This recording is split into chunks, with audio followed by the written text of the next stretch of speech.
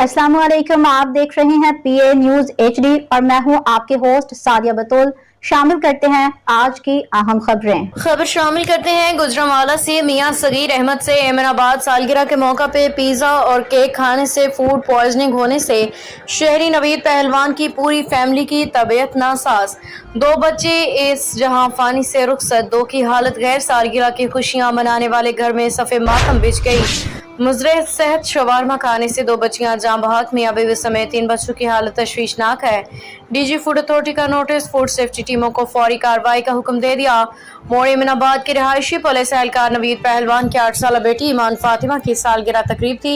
इस दौरान घर वालों ने बर्गर शवारमे मंगवाए, जिन्हें खाते ही नवीद पहलवान, इसकी अहलिया 8 साल ईमान, 4 साल जन्नत, 13 साल इमन, 11 साल हाशिम, 6 साल हादिया की हालत गैर हो गई, जिन्हें तशवीशनाक हालत में मुंतकिल किया गया है, जहां पे 2 बच्चियां 8 साल ईमान फातिमा, 4 साल जन्नत जाँ बहक हो गई हैं।